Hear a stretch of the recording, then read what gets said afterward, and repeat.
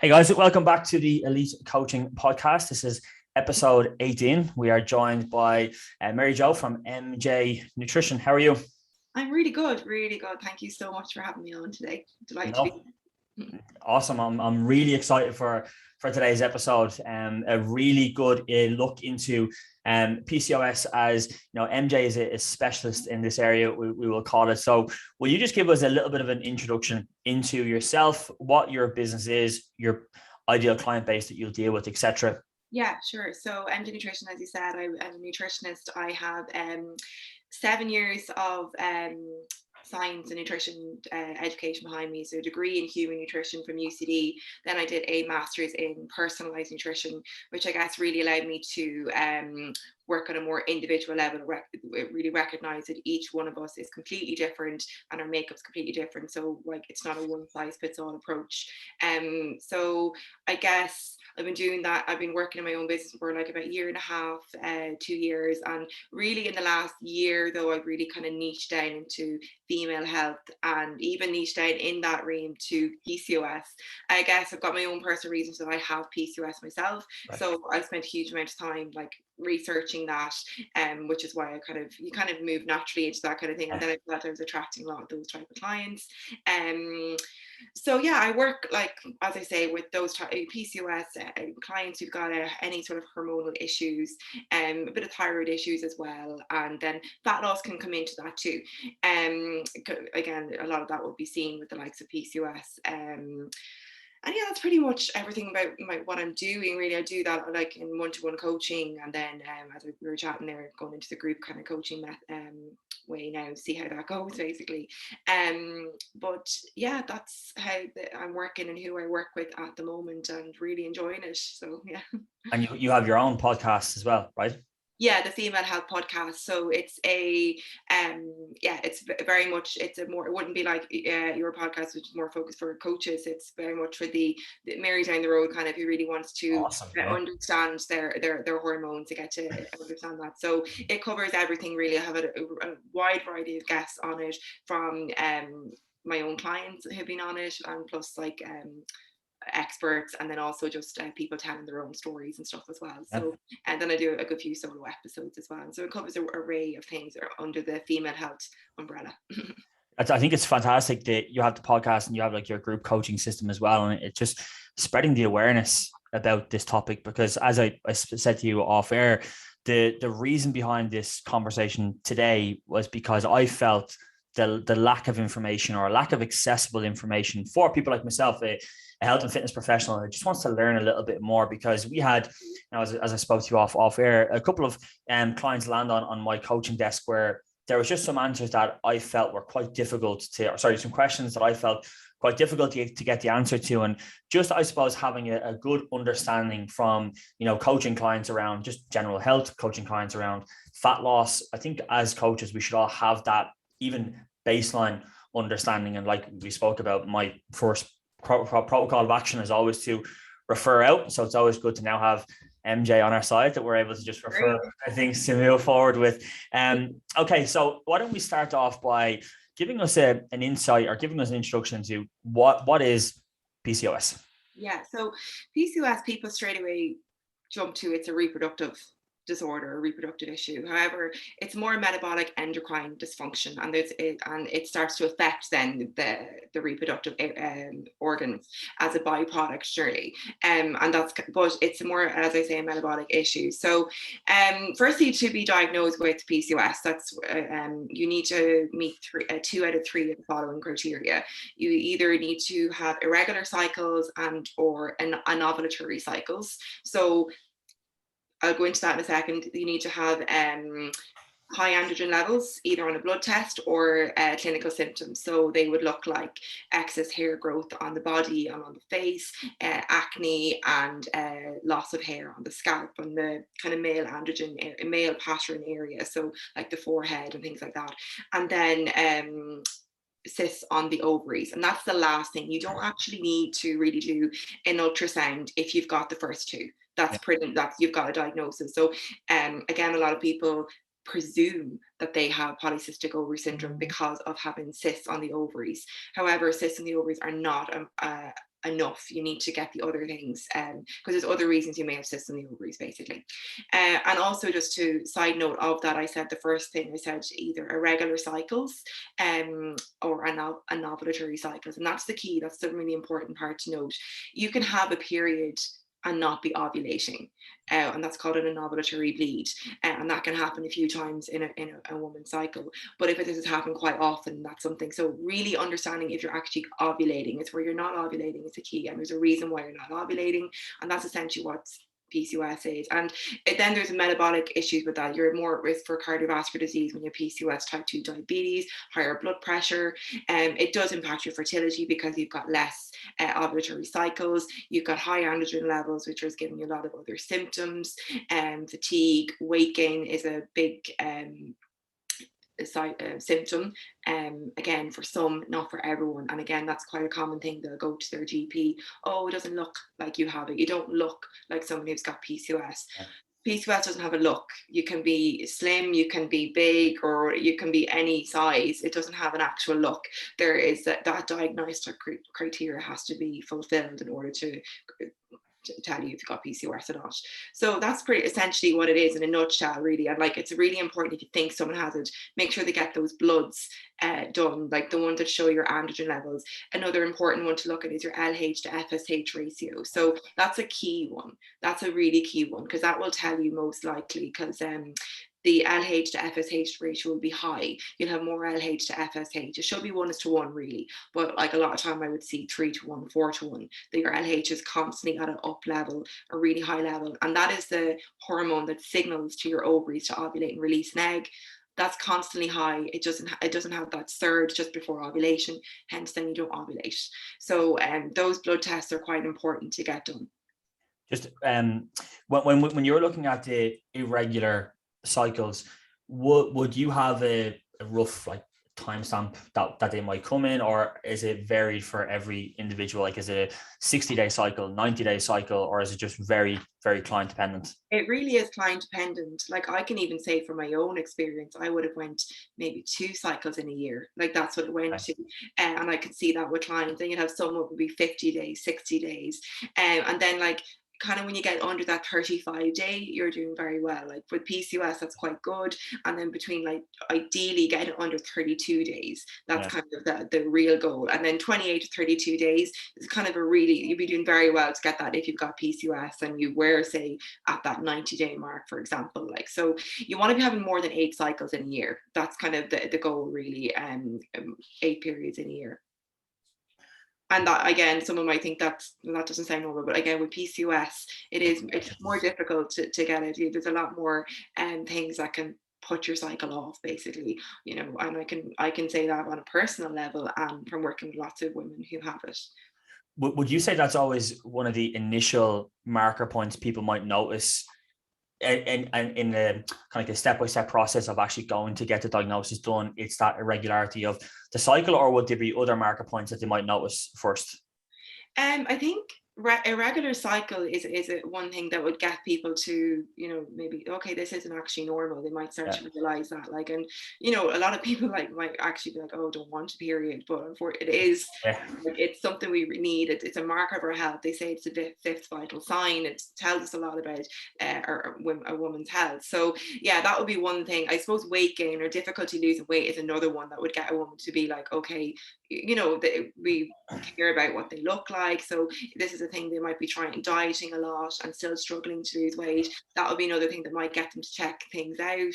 And then obviously if they have excess hair growth and acne, like, the symptoms can be quite strong in some women, and others might have them as severe. There's definitely degrees of it. You know what I mean? There's definitely different degrees and levels of severity. I've seen that, and you do not have to have all of the symptoms either in order to have it. And if you're having, you may not actually have, say, signs, like clinical signs of high androgens on your body, but it may show up in a blood test. But you may be fortunate enough not to have actually a lot of hair growth or acne. So it's very individual as well. It really is. Okay. Will you touch on the the hormones during polycystic ovary. So I know that elevated testosterone levels is one of the big things. We just touch a little bit on that as just to give us a bit of an insight into kind of why that's happening, how that's happening, what response that's happening on the body.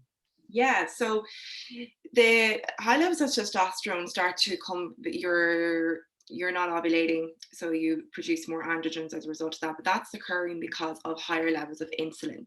So it's insulin resistance is a big signature sign of PCOS, and again, it doesn't mean that you will be overweight if you have this. There is definitely different degrees of insulin resistance. That's something I've noticed. But I have noticed from treating insulin resistance as if you have it on a high or low level will manage the symptoms, all symptoms of PCOS essentially. So the issues is that the cells in the body, perhaps due to genetic reasons, it definitely has a genetic predisposition to this, and then diet and lifestyle obviously flick that switch on.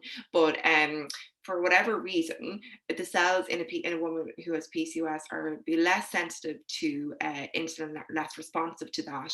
So you've got higher levels of insulin, higher blood sugar levels floating around the bloodstream. This high levels of insulin then starts to impede your ability to ovulate. As a result of that, we produce more androgens like testosterone, and also we form more estrogen, which forms into other potent forms like DHT, which is a type of testosterone that really gives rise to the dark hair growth in women, so hirsutism. So yeah, that's kind of essentially what's happening. It's the higher levels of insulin impeding your ability to ovulate, so you start to then produce more and more androgens as a result of that. Higher insulin levels also raise your LH level. So LH is, again, that surge is not being raised, you're not ovulating, so that's why. So that's kind of how the ovaries tie into the whole metabolic issue. It's that high insulin level. So in any treatment strategy, it has to be about supporting insulin sensitivity, and there's different ways to do that, and it is such a diet and lifestyle condition. There are so many ways that we can work on this, but it's not, say, pigeonholing someone into because they're, say, lean, that they necessarily don't treat it that way, because it still needs to be treated. And again, insulin resistance, as you know, probably increases inflammation too. So you do want to look at lowering inflammation as well. And that will really help with both any type of PCOS. And when we're looking at the insulin resistance, what would be your first action to pull in to try to improve that resistance to sensitive, try to make the client more insulin sensitive? Yeah, so there's a few kind of protocols I look at, but for first few things would be in terms of diet would be regulating blood sugar. So really key blood sugar regulation. So would you get them to track their blood sugar or track their fasting blood glucose? I don't go that specific with them. It definitely is something that can be done. But again, what you really need to be tracking, and it's not really done, is testing more your insulin, your fasting insulin. Okay. And this isn't something that is really done in Ireland, but that's how you'll actually identify your if you're more on the insulin resistant side of things. Because again, if you're testing your fasting glucose, it may actually not show up, and I've seen this a lot, may not show outside of range, but it can take a few years for it to get to that stage, but you may be on the path to insulin resistance. So no, I don't go that specific, but it's definitely something that can be done, and I do look into this as a way of tracking it and kind of trying to find, I guess, a carb tolerance as well. So that's a really good way of doing it. So if you really wanted to get that like specific with your clients, but again, I would get my clients to test how they feel after carbohydrates. You know, are they really tired and drained, fatigued after eating it? You know, is there energy depleted, brain fog, difficulties with digestion? Your digestion is a big one. If you've got struggles with digestion, shows you're probably not tolerating in the digestion your carbohydrates very well. So that's one way of testing it. But blood sugar regulation, so protein carbohydrate balanced meal, up the protein, and have some carbohydrates, switching to more non-refined carbohydrates, more fiber carbohydrates, and easier to digest ones too. So like the ones that like less maybe grain ones and more say starchy vegetables, but just not in copious amounts or high amounts. And so it's not about fearing carbs at all. And a lot of people kind of cut the carbs entirely or go really low carb. It's just about having that balance is really, really important. And like, you know, working carbs maybe in around your if you're training, you know, so maybe eating a bit more around that. So you don't have to have a lot of carbohydrates and not eating big meals, maybe more smaller but more regularly, so that kind of signaling that basically your blood sugar levels are stable throughout the day and they're not dropping, because once they drop, cravings kick in a lot faster with PCOS too, and you're more likely then to eat a high carb meal, which is just having this roller coaster effect on your blood sugars. So that would be the number one thing I'd start off with, and it's really key. I educate on blood sugar regulation, how to do this, and what kind of foods to have. Of course, including fats in there is important as well. Would you, so a client initially comes into you straight away, your first protocol would almost be, right, let me see your food diary, like let me assess exactly what you're eating, and do you just make like the changes then based off what they were considering? Exactly. I don't go, it's not a big overhaul. Like, you know, again, it's about just making small adjustments. So like you probably see this yourself, people think they're being really healthy eating maybe a big bowl of porridge first thing in the morning.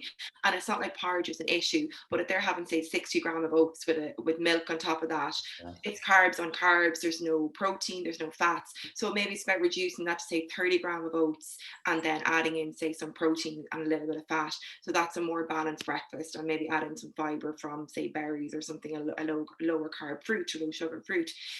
So that would be just a smaller change. It's not about a complete overall adjustment or change. That would be one thing I do. And like, again, what's quite common is that they would be skipping breakfast or not eating breakfast at all, because thinking they're doing the right thing and skipping meals, and then ended up binging in the evening because they're absolutely starving and their blood sugars are all over the place. So that would be first thing I would do is really looking at the diet and changes to diet. And then there's lifestyle. Lifestyle is huge. What type of exercise they're doing. I get them to start doing resistance training to really help with that insulin sensitivity. And then supplements. And I know we'll probably talk about supplements in a different section, but supplements are really helpful as well in that. I want to touch back again, because every time you say something, I'm like, well, I'll ask you a question here. When you were talking about your dietary fat, is there a recommended gram, would you say, right, 10 grams of fat per meal?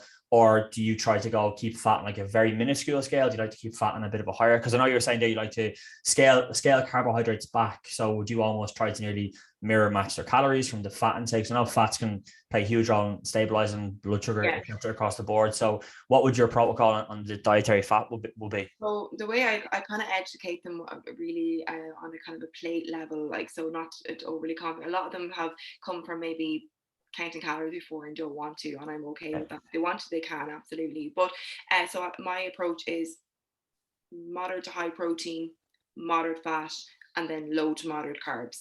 So when I say low carbs, it's not like really, really low, like say under 50 grams, but like if they're not exercising a whole lot, they don't need as much carbohydrates really. And you do need carbs to ovulate, but if there's an issue with your cells and and taking that sugar into the cells, it's not being used up efficiently. It's being stored then as fat. So that would be the way I would approach it. So again, I don't really go into it in terms of a numbers level. I know like a lot of your coaches may probably like that because they might do that. But for me, I would kind of just use by working with the client over a bit of time, testing what's kind of working for them, and really getting them to report back on say energy levels after eating, satiation, cravings, because they're things that are quite off. If they have PCOS, they'll have lower energy levels, they'll have poorer sleep, they'll have more cravings, they'll feel fatigued after eating. That's a big one. They'll eat a meal and just be it's like their blood sugar, it's just they haven't absorbed the high blood sugar levels floating around, and they drop off very quickly. So they're kind of ways to assess a bit of progress initially before you'll see changes like better periods or getting more periods. They'll take more long-term work and take longer to see. But yeah, with regard to fat, even using like a simple like your thumb as a guide in terms of a portion size, and your healthier fats as well. Obviously, like switching to those more anti-inflammatory ones as well would be really key. Yeah. I think a brilliant take home just from what you said there about the trying to produce more of a sensitive state for insulin was, actually reducing. If you're consistent, like pushing carbohydrates all the time, you're kind of going way past the point of return where you're not going to get an adequate response. But for so many people, and I think, I only had this conversation with one of the coaches who works in my team last week. I think it's more of a hereditary thing. Like, we were brought up in environments where nutritional behaviors are very, very poor. Like, when I think back to my childhood, what I was given for breakfast, lunch, dinner, there's no nutrient quality at all. So even for them coming up through probably in, let's say, in the 20s, 30s, their last 20, 30 years of nutrition intake and nutritional awareness is so poor. When you actually make that transition for them, it's such a small transition, but can have such a positive impact. And like you said, kind of scaling back is going to improve that sensitivity. Scaling back on your carbohydrates is going to improve the body's ability to utilize them correctly, digest them correctly, produce what we're supposed to produce out of them. But that's a brilliant take home about the fat intake, and then about fiber as well. Introducing some fiber is huge as well, right? Absolutely, really important. Yeah, good that you said that as well, because fiber, obviously, we all know fiber is really important for digestion, but again, it's a key role in like slowing down that blood sugar response. So it's really important for that. Helps to lower like cholesterol too, which is a marker can be higher in those with PCOS, and is quite often seen. And so no, fiber is good for satiety, and more nutrients are in there as well. The foods that kind of are in fiber tend to have a bit more nutrients as well, and other benefits as well. So that's a really important nutritional consideration, to make sure your fiber intake is good. So like, that's what kind of the balanced kind of approach I would look at it, is like, make sure your plate has protein, some fats, and some fiber. And like most and if you're having that, you're doing well. And then with carbohydrates, and make sure it's a fiber source of carbohydrates, so that's the approach I would use. And you'd be really surprised that, like, again, don't be expecting to see regulated cycles within like 1 to 2 months. It won't be as quick as that. Like that issue, those hormonal and metabolic issues have been there a long time before these symptoms have even showed up. They're going to take a bit of time for you to actually reverse them, but you will see changes in like things like energy and sleep and mood and cravings and hunger and things like that. They will start to improve pretty quickly, which is a good sign that you're making progress. Yeah, it's like a domino effect, really, isn't it? Once you see sleep and digestion improve, 9 times out of 10, you're on a pretty good path. So like, things are going to move in a fantastic direction.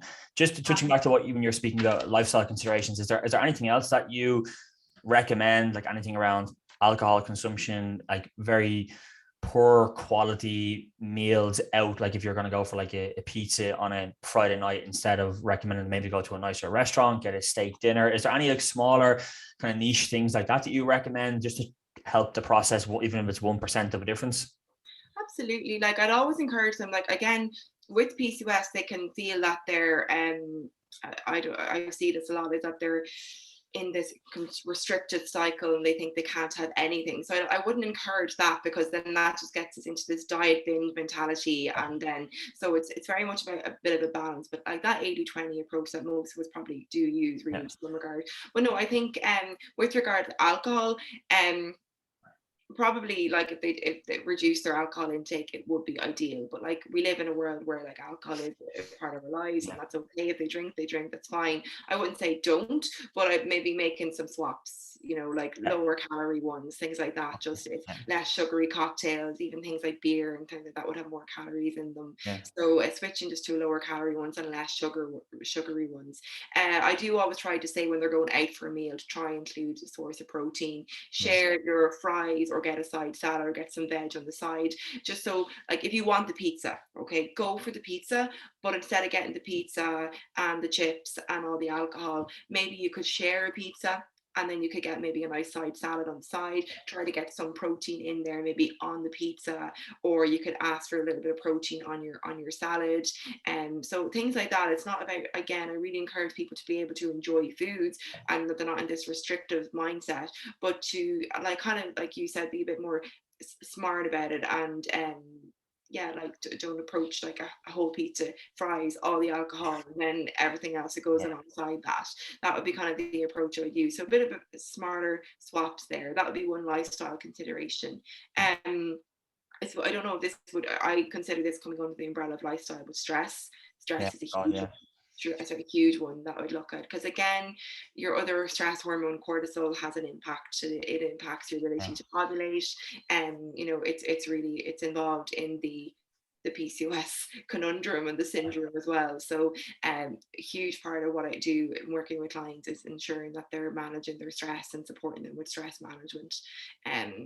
Is there anything that you use to track their stress? Any tools that you use to track their stress? So it's very individualistic to the client again, and really like there's again what works for them. So what might work for someone else. So obviously meditation's hugely spoken about and really a lot of benefits. Some absolutely cannot stand it, and like sometimes you're kind of beating it, like you're trying to make them do something that's just they're really hating and it's causing them more distress. So again, I found adult coloring books. I've started recommending that in the last year, and they love them. My clients love them. It's really good. It's just you kind of feel like you're doing something that maybe feels proactive, but then you start to get into a zone and you literally are in, like, you forget what you're doing. And that's what it's all about. It's getting into a state of flow, and you forget what you're really doing. Your stress hormones start to come down. You move into that more parasympathetic nervous state where we want to be in. That's a huge one. So in terms of, I get them to score their stress every week in terms of my clients, and see how they're doing. Obviously, a lot of the time they have things that are outside their control that contribute to stress, but in that case I'm really things to help their body cope with that, like the likes of better sleep is really important, not stressing their body out by drinking a lot, staying up late, watching TV, not getting any daylight exposure, and not eating their nutrients, not eating vegetables, protein, things like that. So yes, they may have a really busy week in work and they may have deadlines or exams or whatever it is, but I really encourage them to prioritize a few basic things to look after their mental self-care routine. So sleep is kind of number one there. If you're not sleeping, your ability to cope with stress will be a lot lower. You become less resilient to it. So that's number one. I do think daylight exposure is quite important. So if you're stuck inside all day and not getting outside on screens, which a lot of people tend to be, and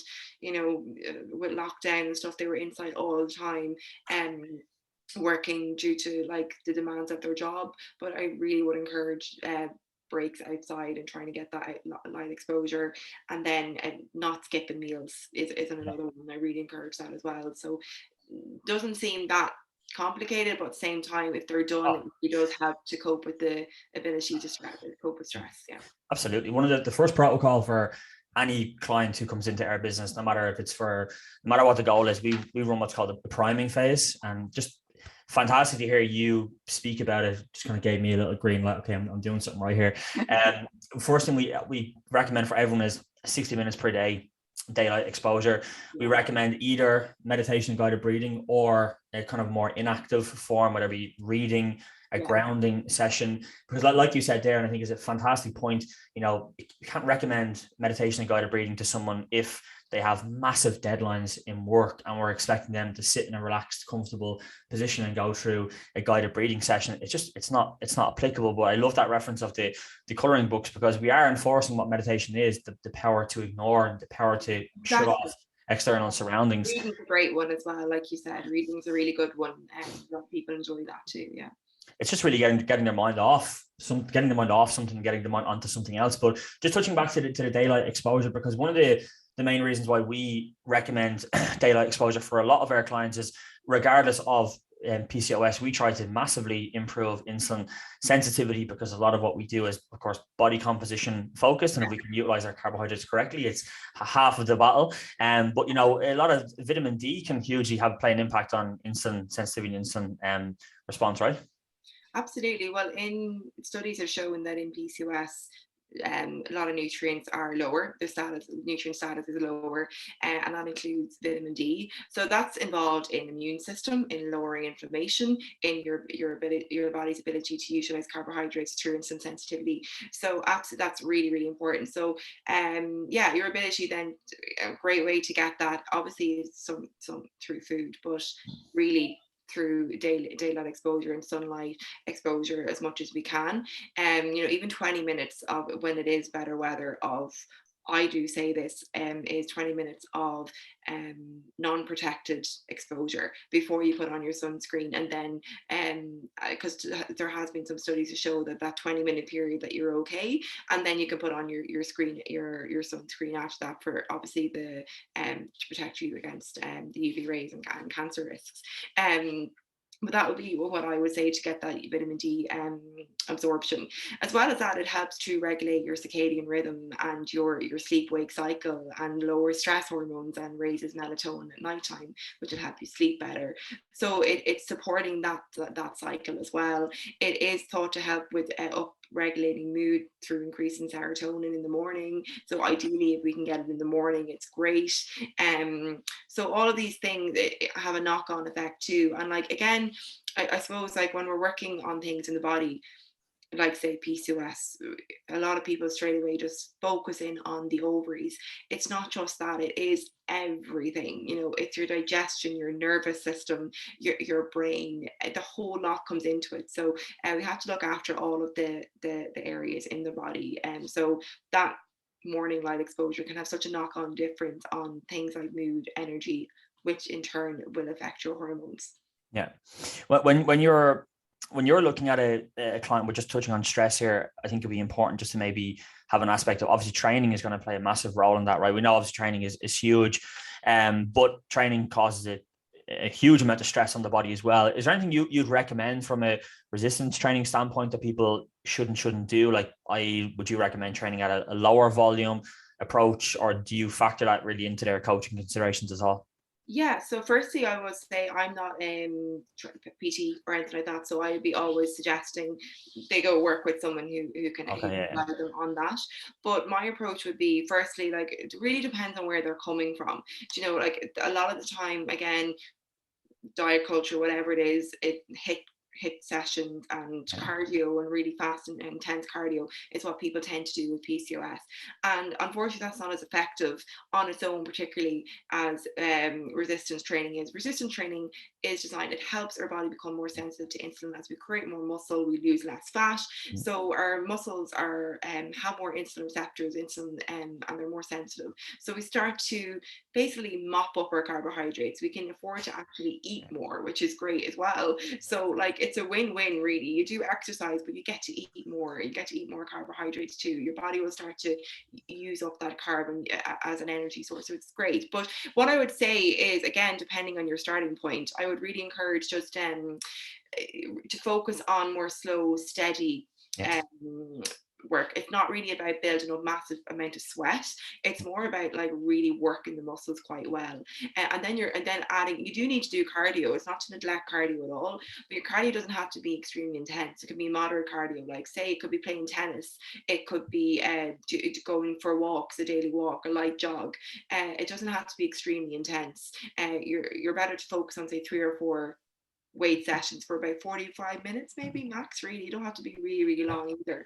And just focusing on those big muscle groups as well, like your back, your glutes, your legs, things like that, that contain more obviously have more muscle there, and to start to strengthen, define them and make them bigger, basically, so you can utilize the carbohydrates better. Yeah.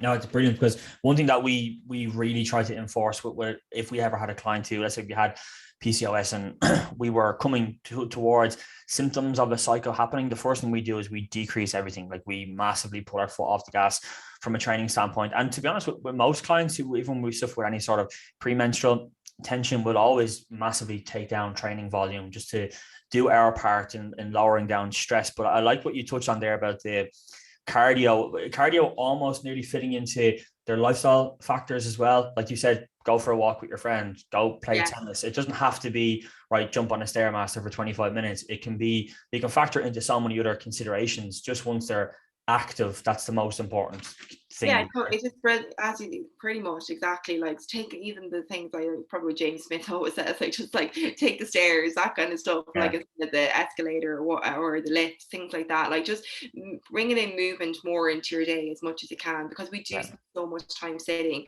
1 hour in the gym is not going to make up for the amount of time we spend sitting. We're sitting for work, we're sitting to watch TV, we're sitting to eat, and then we go to the gym for an hour. I'd rather see someone go gym for maybe twice a week for 30 minutes and do more movement during the day. Like just general day-to-day movement is far more important than a few sessions, I think, in the gym. Obviously, this is dependent on someone's goal. Gym is really, really important. And like obviously you use different types of clients and things like that. But when supporting with PCOS, you could be seeing someone who doesn't move at all, so it's really important to get them moving in the first place and then gradually working up towards that. Like, but I do think resistance training is a huge addition and it's actually a big what's the word I'm trying to say? It can be a big difference, and one of the main differences to start seeing progression. And and I can say that for myself. Even resistance training, I would know the symptoms arising like pretty soon after a few months after not doing a bit more resistance training. And so it is significant. It really does help. Brilliant. Okay. Yeah, really interesting. Okay, well, what I'd like to touch on next, maybe we'll go into fat loss considerations, because I don't want to talk about fertility and birth control, but I think the two of them kind of emerge into each other really well. So if we're looking at weight loss, so if we're dealing with a client who wants to lose weight, which I can, firsthand experience say that I have had clients in the past where it has been difficult. It has been quite tricky to get them to move, and it doesn't matter if we run food, lower, run food higher. It's almost like the same response. It's either like a trickle effect, or it's very difficult to move at all. What would be the cause of that? Like, what do you think is the main issue around weight loss and why it's so difficult for them to lose weight? It's the insulin. It's the issue with the insulin and the insulin resistance. It occurs in about 70 to 80% of women who have PCOS. So it's there for most women who have PCOS. So insulin resistance is going to make it more difficult to lose weight. And weight is a symptom of PCOS. And again, it's often said like lose weight and reduce your PCOS. Yes, but it's more difficult to lose weight with PCOS. So it's identifying why you cannot lose the weight. So insulin resistance will store more fat. You're not utilizing your carbohydrates. You've got less.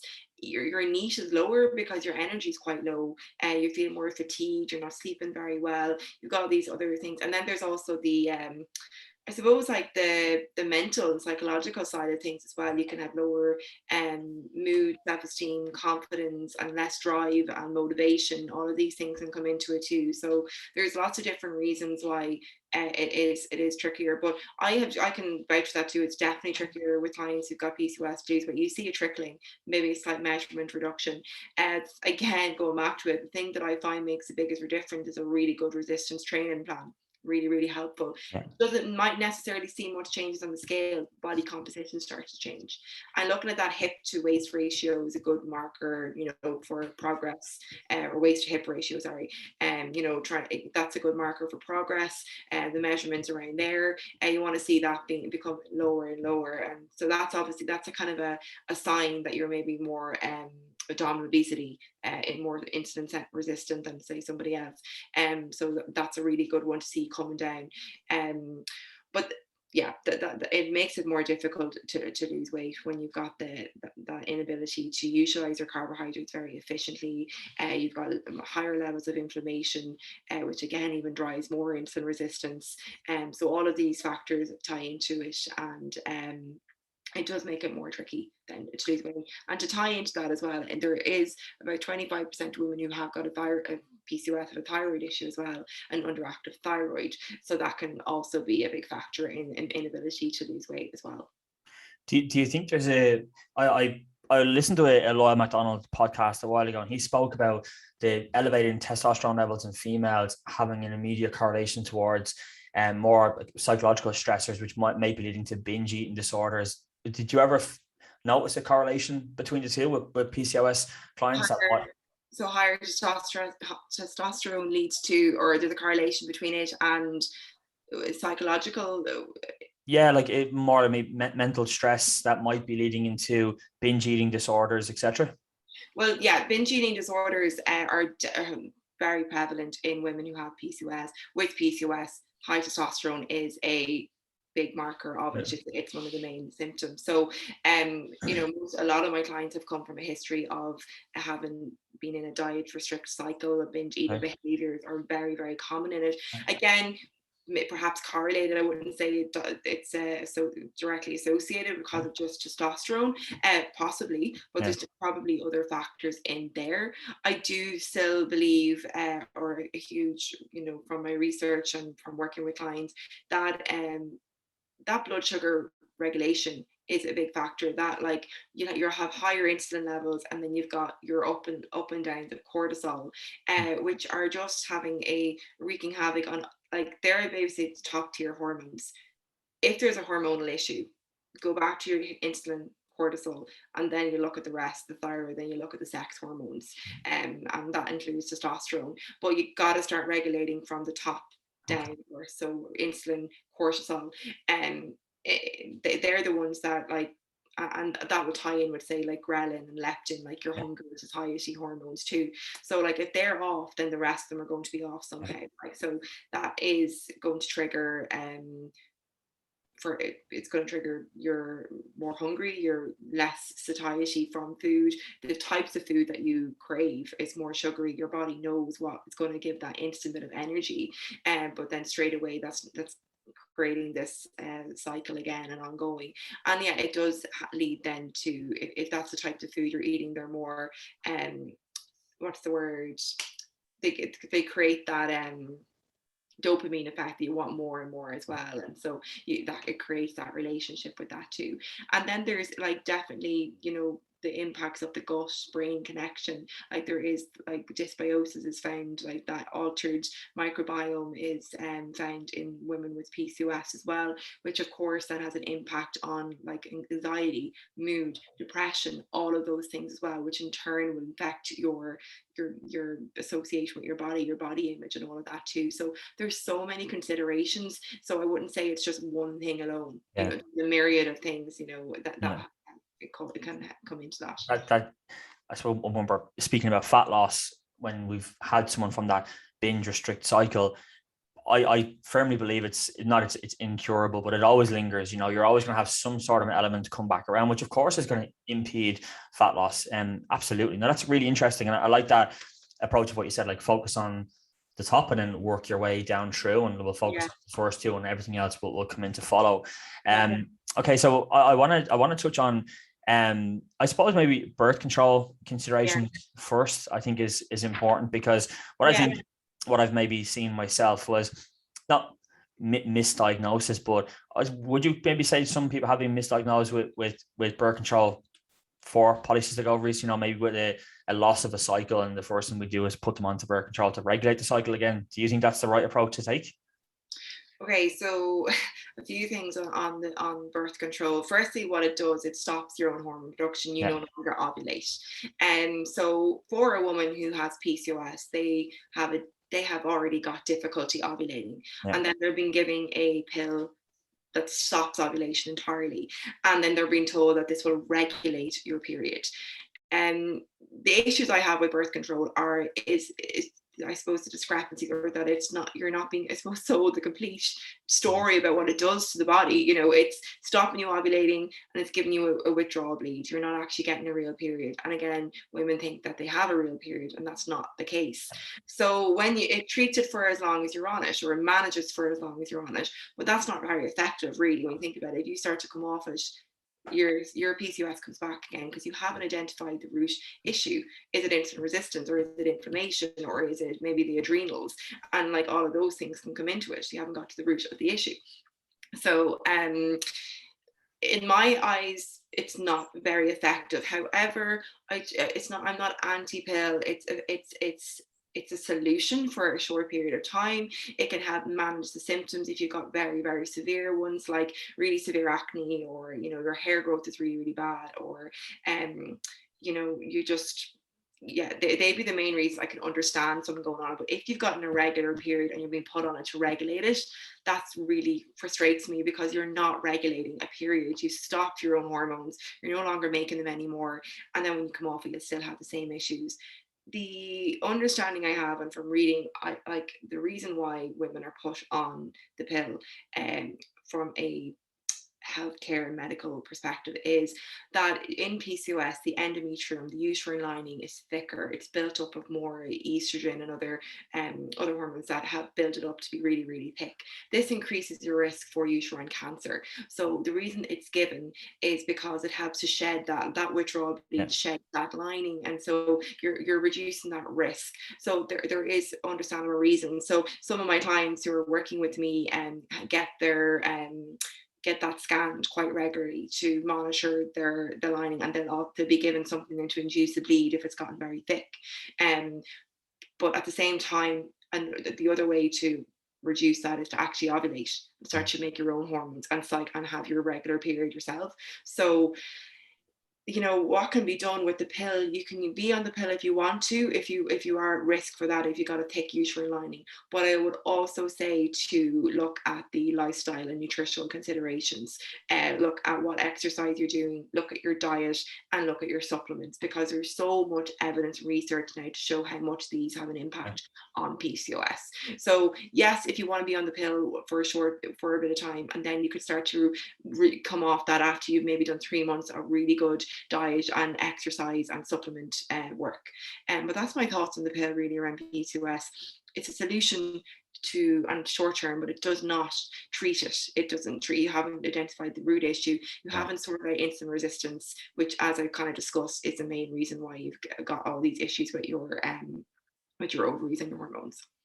And if you had a client who wanted to use a form of birth control, would you stay away from hormonal, or would you maybe use more like an IUD, like a copper coil, marina coil? Would that be your more of a go-to, or are you happy to recommend hormonal? Yeah, well, I'm not someone to tell someone what to do. Like, I just give the client the advice and the evidence and the information, and I get them to then choose what suits them best. If someone doesn't want to be on hormonal, but they want to be on a form of contraception and they're worried about getting pregnant, so the copper coil is the best one. And then if someone is, they can also use Natural Cycles, or a form of there is other brands, but Natural Cycles is the one I kind of go to recommend. That's what I just sorry, while that's in my head there, on Natural Cycles they check body temperature for ovulation, right? So if they have a consistent elevation in luteinizing hormone, would that mean that their body temperature might change because LH has increased, or how would they track their body temperature with PCOS? Really good question, actually. So what happened is it's actually the spike in progesterone that you're looking for. So progesterone is produced after you ovulate, and only produced really in a higher level after you ovulate. So that is what gives rise to the rise in temperature. So progesterone is kind of like a pro-metabolic hormone. It raises your temperature, it boosts your thyroid hormone, hence you're more hungry during the later phase of your cycle. All of that comes into it. So it's not actually the LH that you're reading, it's your you're reading the temperature, but the reason that spikes is due to the rise in progesterone. So if you've got PCOS and you're not ovulating, and you're worried about getting pregnant. So say someone is worried about getting pregnant, and they've got PCOS, they'll have less chances of getting pregnant, especially if they're not really treating things. So they'll see less rises in that temperature. So that would be, in some ways, less of a worry for them. Do you know what I mean? But they obviously want to resolve that and that. But Natural Cycles is really effective when done properly. So it's 98% effective if you do it daily. Every morning on rising, you take your temperature, and it basically, it's a basal body thermometer. So it's goes down to the 0.5 degree change. You can notice that. So normal temperature wouldn't be able to take that reading. So that's all it all progesterone does. It doesn't rise it that much, but it's 0.5, but it rises from just after you ovulate up until you get your period. So that's another natural way or non-hormonal way of tracking your cycle and using it as a form of contraception. And just as a side note, if anyone's going to recommend this to clients, that they need to at least have at least 2-3 months of data in order for it to be used as a form of contraception, because you're kind of looking backwards. Do you know what I mean? It's you start to last month's temperature and this month's yeah, exactly. So you're going like, okay, the first month I ovulate day 14, the second month I ovulated around day 14, third month, then you're kind of like going, okay, around basically between day 10 and 15, 16 on my cycle, I need to be really, really careful. So you're looking backwards at your data. So that's just important. They look at follicular phase, body temperature being at its lowest points, and then once you maybe hit maybe day 16, 17, you start seeing that elevation in progesterone. That's when you see the body temperature rise, and then that you'd know, okay, I'm in week 1 luteal and week 2 luteal by the elevation. And would there be much of a change in temperature from follicular to luteal? So you're kind of around 30, 36ish really, but it could be, as I say, 0.5. That's small, like it's not much, but like you'd be pretty much the same most mornings you do it, and then you'll move up to like just 0.5 to maybe 0.67 of a change during the luteal phase. But like you'll notice it graphs it for you, and that's a considerable jump in terms of basal body temperature, on the scale. It just mightn't seem much to us, but it scales it for you and you'll see the difference then. So that's basically your indicator, and it's really interesting and cool. It's both the most accurate way of knowing if you've actually ovulated as well, because again, those ovulated predictor kits, they're not accurate for someone with PCOS because they read your LH, your luteinizing hormone, and as I said before, that's constantly elevated, or most likely always elevated in PCOS. So you'll constantly be getting that you've got high LH, or you've ovulated in those readings. Yeah, way more popular now, natural cycle, like reading body temperatures. Now I saw a huge influx in our clients. We have like a weekly check-in sheet where they'll fill it out and we'll outline what phase of the cycle that you're on, if we're utilizing any form of contraceptive. And I've noticed maybe in the last 6 months, a huge shift in people moving over to that. And I think maybe it's a lot more people now are be voicing their opinions on hormonal contraceptive. I think so too. I think it's great. It's a brilliant. It's great. I think people are being tired of the pill or birth control being used as a solution to every single hormonal issue that's out there. You've got PMS, you've got irregular periods, and any sort of hormonal issue. Oh, here's the pill. And I think people are just getting tired of that as being offered as a solution, and realizing that there's something wrong there. There's a reason why that's there in the first place. So they're actually starting to investigate more into their health, and maybe working with more people like say myself, or like you were talking about earlier, Ashley and O'Kelly, people like that, who really look at the root cause and want to identify that as the issue. That's brilliant for you guys, because it's definitely the future in where it's moving to. And for myself, I've 2 young girls, of a 5-year-old and a 20-week-old baby at home, 2 young girls. But even for them, I think their generation is going to have a different look on birth control and hormone. Is a coach, Joe Jeffrey, and he refers to hormone control. I think it's a brilliant way to look at it. They're going to have a different eye and a different viewpoint on it, where people like yourself you're going to be educating them on what's the quote unquote right practice to take, which I think is fantastic. Okay, so when we're looking at nutritional considerations, so would there be some major turning points from type of foods that you would recommend to individuals with polycystic ovaries? So I really, firstly, like I said earlier, like good sources of protein are really important. So again, it can be quite individualistic. I don't, it does come down to that. Like some can tolerate dairy quite well, whereas others might be able to. So I don't like to say blanket ban on dairy at all. Like I would include dairy as part of my diet, and a lot of my clients do. But it just it does depend, and you kind of want to maybe assess other symptoms like digestion or flare-ups in skin or itchy skin, ear infections, sinus infections, migraine, migraines. They kind of get a lot of those kind of inflammatory type symptoms. You kind of be looking at maybe lowering, say, a lot of inflammatory foods, and dairy can be one of those for a lot of people. Again, like I wouldn't have a blanket ban on gluten. Again, it would be kind of a last protocol if I'm not seeing any results at all.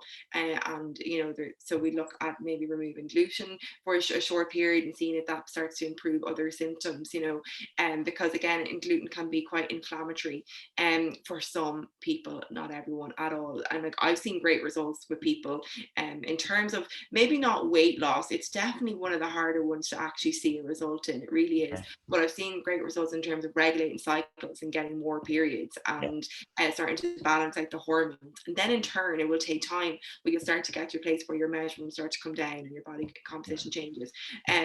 But I've seen changes without doing those big dramatic overhauls like gluten and dairy free diets. But that can be something that, so a real anti-inflammatory type of diet, like, so it comes down to so basic, and you're probably like, but like fruit and vegetables, really is really important. Just making your plate up with those fruit and vegetables, leafy greens, dark greens, full of folate, your magnesium, what's the other ones? Some B vitamins are in there as well, and they're really, really important.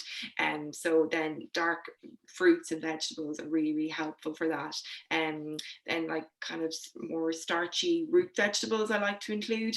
Again, they grow in the ground, they contain a lot of micronutrients, they're absorbing nutrients from the soil, so they're really, really beneficial.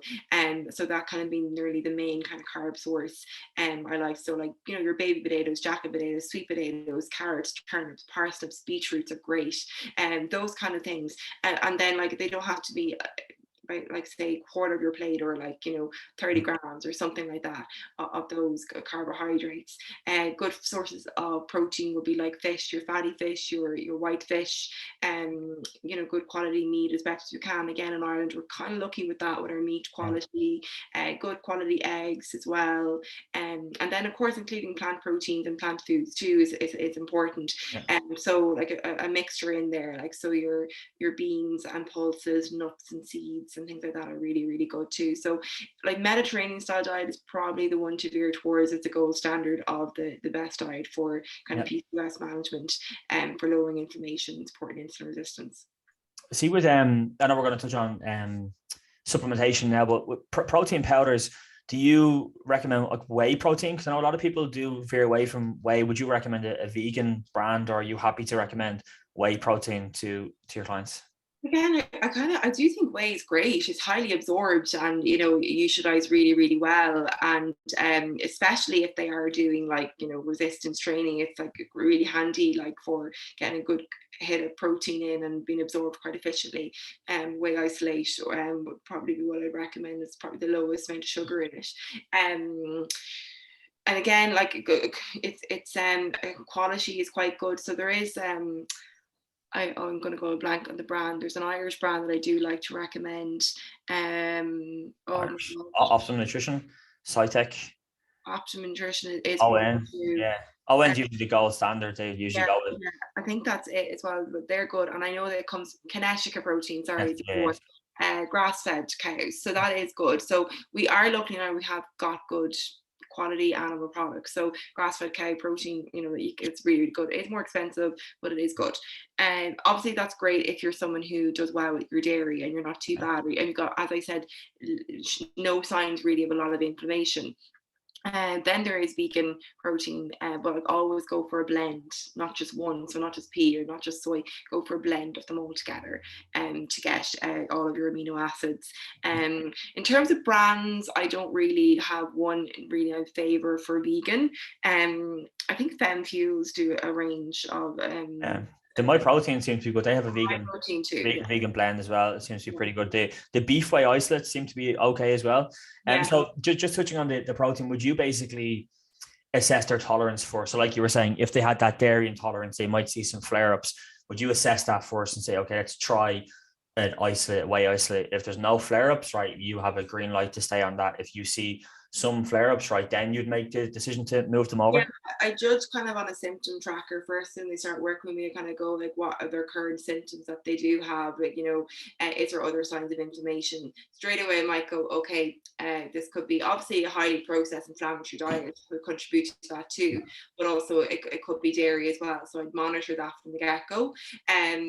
So if that's the case, I might get them to try an elimination for 3 weeks and reintroduce it and kind of track the symptoms after that and see how they get on. So kind of an elimination diet really for 3 weeks, and then reintroducing and see how their symptoms are after that. That's kind of the gold standard of like testing if you're have an issue with a food really. Like these tests, the tolerance tests are not accurate really. So it's best to do it that way. And like there is good sources of dairy proteins that are not from cows. Sheep and goat's milk is really, really good. So again, people may not be so keen on trying it, but actually there is different ways of getting sheep's cheese. Goat's cheese is really good. Goat's milk, sheep's milk, there's sheep's yogurt as well.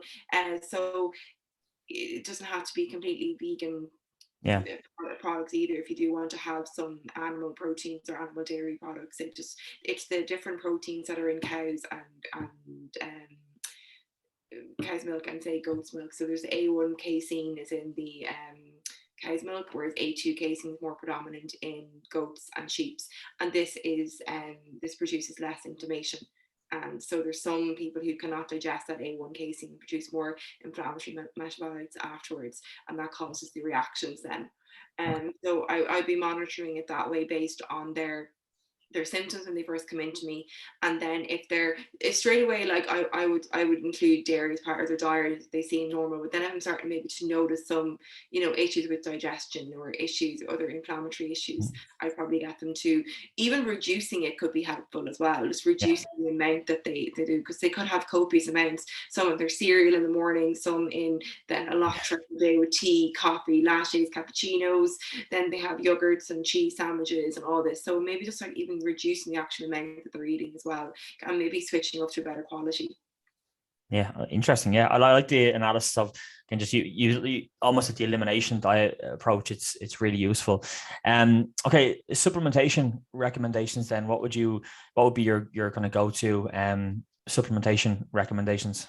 Yeah, so I suppose we didn't really touch on this before to go down another rabbit hole, but like there is I suppose different types of PCOS, and I don't like to put people in these boxes, but depending on the type that they have. But like I said to you, insulin resistance is there for most cases, and even if you don't have massive signs of it in terms of weight issues, you probably have some degree of it. It just may not be as severe. So if that's the case, inositol is my number one supplement, and it's kind of my number one supplement to give for PCOS in general. Really, it helps to support, and it works by helping transport sugar into the cells through the insulin receptors. Basically makes your cells more insulin sensitive. It also supports ovarian function and through that mechanism, but also actually supports the ovaries too as well. So it's really, really helpful. And again, another game changer. If there's two big game changers, and I don't like to say that on a do these two things will fix everything. But inositol and resistance training are two big game changers if they're done consistently, along with everything else that would really help to proceed up your progress and accelerate your progress. So inositol, vitamin D supplementation is another one. Magnesium is another supplement. Magnesium glycinate is the one I like to recommend. Helps support the nervous system and helps with hormone production and makes more progesterone. Progesterone levels are lower. Zinc is a good one to help lower your androgens. Not necessarily for everyone needs it. Helps ovarian function too, so that's how it helps to lower androgens. And omega-3s helps to lower testosterone as well. So and improves your blood lipid levels as well in your profile. So they're kind of the first few go-tos is what I'd really have. And then there's more we can look into depending on your symptoms. Like you could look at maybe the likes of DIM if you've got really, really bad acne. You actually touch on DIM because DIM has been brought up a lot, I think, what I've noticed in the last while. And I think there's a little bit of misinformation about it. So will you just break down what DIM is and basically how it impacts on the body? Yeah, I think DIM is kind of like another one that's thrown out there as a solution to everything. It's going A to just magic supplement that fixes yeah, it is. absolutely anything. Yeah. Yeah, and like it's good, but it Yeah. basically is it's a really long word, and I'm not even gonna try to say it because I never can. But it's basically the byproduct. So when we eat, say, foods like cabbage, Brussels sprouts, broccoli, Leafy green vegetables. Yeah. yeah, those kind of things, cruciferous vegetables, like we break the breakdown of that forms DIM basically, and it's thought to help support detoxification of and metabolization of estrogen. So Yeah. like I said kind of earlier, higher levels of estrogen start to accumulate, and then they get remetabolized into the body and start to produce more potent forms like DHT. So if we're supporting the removal and metabolization, so it's kind of going through the phase 1 and phase 2 detoxification processes Yeah. in the liver, when we're supporting that with DIM, it helps to get rid of that excess estrogen, which could be causing those issues. It works so in the same pathways as like a lot of medicines, and if you're on the pill, you can't take it. And if you're on other medications, you can't take it. Yeah. And like a lot of like they recommend taking liver supportive herbs when you're on it, because it is quite strong. So like milk thistle to help support. A lot of people will still sell it with milk thistle, won't they? They'll sell like a combination of it. Like Ashling on her website, it's DIM and milk thistle together. Yeah. Absolutely. So again, it's not really getting to the root cause, so really like it's a supplement that's helping to fix it. It's kind of like when you come off it, maybe the symptoms are going to be there. What you want to be doing is kind of supporting your liver anyway with good nutritious food. So like your cruciferous vegetables, dark leafy greens, dark colored fruits and vegetables like your beetroots, things like that. They're really, really beneficial for the liver. And then like getting good quality nutrients like your vitamin A is really, really important. And that help support the liver function. So doing that and helping to remove excess estrogen through liver and gut support. So we remove estrogen through our liver, and then what happens then, it gets metabolized and forms a different compound that moves to the gut, and then the gut should excrete that through the our stool. However, if it's not removed from the liver, then it gets remetabolized in. Say the liver does deconjugate it and bring it to the gut. If the gut's not healthy, it just gets remetabolized back in there as well. So it's kind of like we really need the two of them to be working very, very well. So you're better off working on things that way, I would say. So supporting liver function with bitter foods are great for that as well. And then supporting gut health, fiber, anti-inflammatory fats, anti-inflammatory foods in general, less processed, less refined carbohydrates, less alcohol, sweets, sugars, cakes, pastries, all of that stuff that we know is harmful, but it's also contributing to the likes of, say, acne and hair growth and symptoms like that, because it's affecting your gut health, and we're just having this stream of estrogen pumping in through the body, causing a myriad of effects. Then even looking at things like the makeup and tan that you're using, chemicals that are in our life as well. So that can play a huge role on estrogen levels, and even little things like I read that scented moisturizers, scented candles, they can have like external estrogens coming in. Yeah, anything scented really has probably got a lot of toxins and not toxins as such, I don't know if that's the right word, but they're estrogen mimic estrogen in the body, and then the endocrine disruptors, they disrupt our own hormonal balance, our own hormonal profile, and then our body will start to have more estrogen as a result of that. And alcohol is also a big factor. Our body has to, or the liver metabolize alcohol. If there's more alcohol in the bloodstream, it's going to prioritize that because it's seen as a toxin. The body wants to get rid of toxins, so then you accumulate more estrogen because it's starting to deprioritize that over alcohol. So we'll build up our more estrogen in the body that way. So like signs of high estrogen levels are like swollen breasts, heavy periods, depression, irritability, particularly after ovulation, even coming up to ovulation, which is supposed to be kind of the time where you feel good. If you get high estrogen levels, you can actually feel really rubbish. You can feel very tired. You can have slow digestion. It can start to slow your digestion down, and you can be just not in the best of mood. Your appetite may not be the same. Things like that can change. Would libido function be down as well? Yeah, because you're although estrogen and testosterone give rise, that natural rise, you form different types. This estrogen is forming other metabolites of itself, and so they're more potent and don't have the same benefits as your normal estradiol would have. Okay. So DIM is not the magic supplement we all think it It's is, not basically. No, it's not the magic supplement. Again, if someone has acne and doesn't want to be in her and wants to support, it can be effective maybe for 2-3 months. I wouldn't go on it for any longer than that. I'd really be supporting the gut and liver and all other parts of the body during that time as well. Chaseberry, have you used chaseberry before as a supplement? Would you recommend? I do recommend it, but in PCOS, as I said before, LH is elevated, and chaseberry actually works by increasing your LH. So it can do that for a lot of women. So you can be worsening your PCOS. Okay. So it's great for hypothalamic amenorrhea because that LH is low. So it can really help to stimulate that and boost that production. But in PCOS, it wouldn't be my first line of treatment. Now, it does have to increase progesterone. But it also increases LH, so it may not be the best one. So that's why blood testing is really, really important. So say maybe your ratio isn't too bad, you may be okay to have some chaseberry and to take it maybe in that kind of time frame, like 25 days, 5 days off, or trying to mimic a natural cycle. Oh, that's what you would run your chaseberry for the entire. So I can't remember where I read it online. I think it was read you only take it for your luteal phase, so you take it from day 14 to day 28. Would that be correct? Could be correct as well. It helps with the progesterone production. Progesterone more focus, I suppose.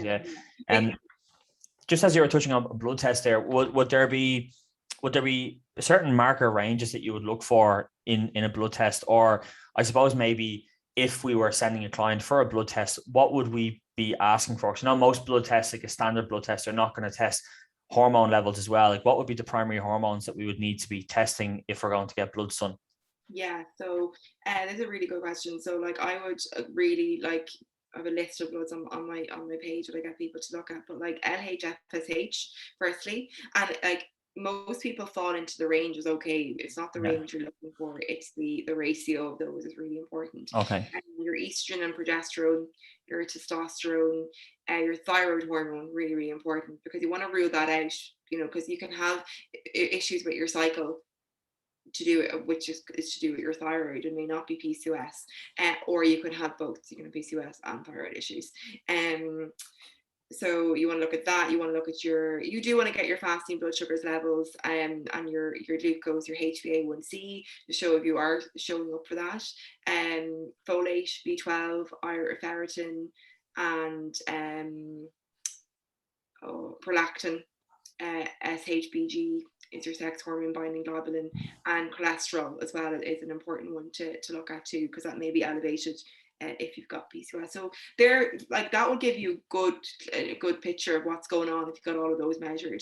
Really important though to get thyroid looked at, I say, especially like if there's fertility issues as well, and you're looking at your fertility, you want to be getting your thyroid with your TSH. You ideally want that to be between 1 and 2. That's kind of the optimal fertility range. Okay. Yeah. Brilliant. Okay.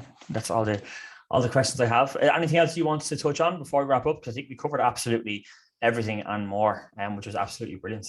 Good. No, I think that's pretty much everything. I guess